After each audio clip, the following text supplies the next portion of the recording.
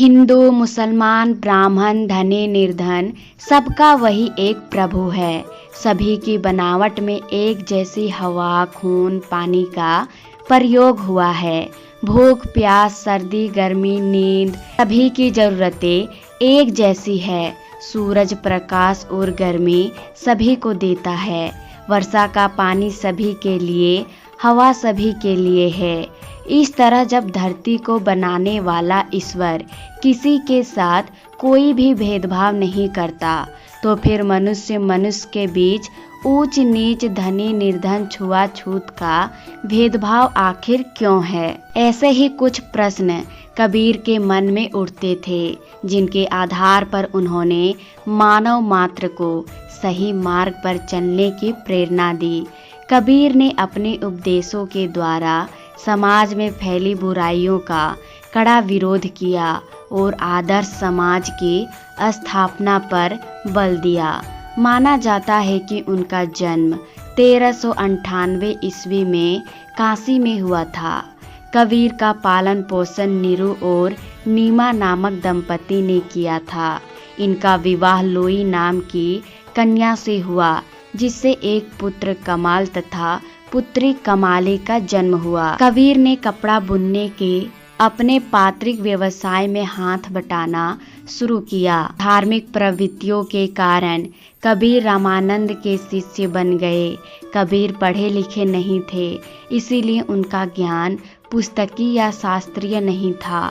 अपने जीवन में उन्होंने जो भी अनुभव किया, जो साधना से पाया, वही उनका अपना ज्ञान था।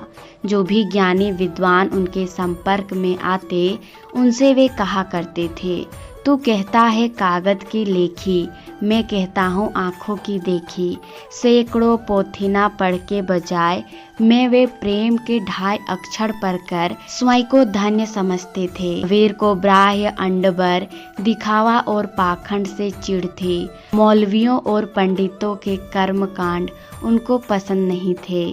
मस्जिदों में नमाज पढ़ना, मंदिरों में माला जप लगाना, मूर्ति पूजा करना, रोज या उपवास रखना आदि को कबीर अंडबर समझते थे। कबीर सादगी से रहना, सादा भोजन करना पसंद करते थे। बनावट उन्हें अच्छी नहीं लगती थी। अपने आसपास के समाज को वे आंडबर से मुक्त करना चाहते थे। साधु संतों के साथ कबीर इधर उधर घूमने जाते रहते थे, इसीलिए उनकी भाषा में अनेक स्थानों की बोलियों के शब्द आ गए हैं।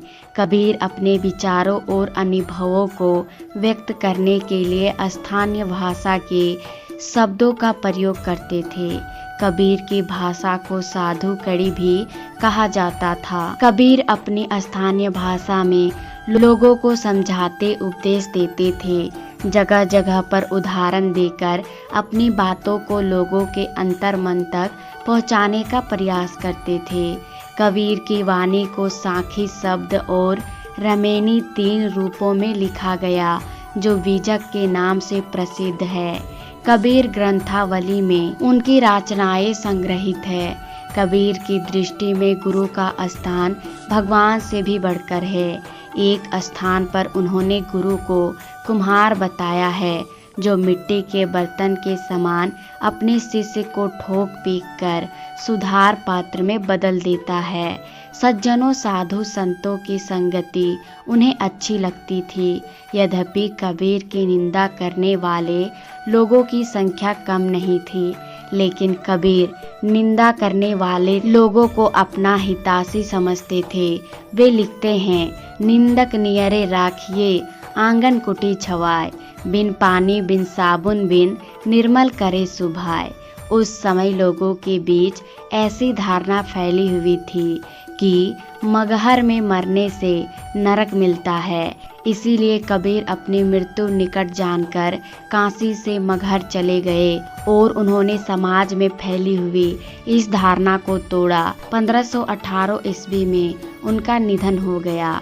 कबीर सत्य बोलने वाले निर्भीक व्यक्ति थे। वे कटु सत्य भी कहने में नहीं हिचकिचाते थे। उनकी वाणी आज के भेदभाव भरे समाज में मान्य एक रास्ता दिखाने में सक्षम है। आशा करती हूँ दोस्तों आपको ये वीडियो पसंद आई होगी। पसंद आए तो वीडियो को लाइक शेयर सब्सक्राइब जरूर कर देना।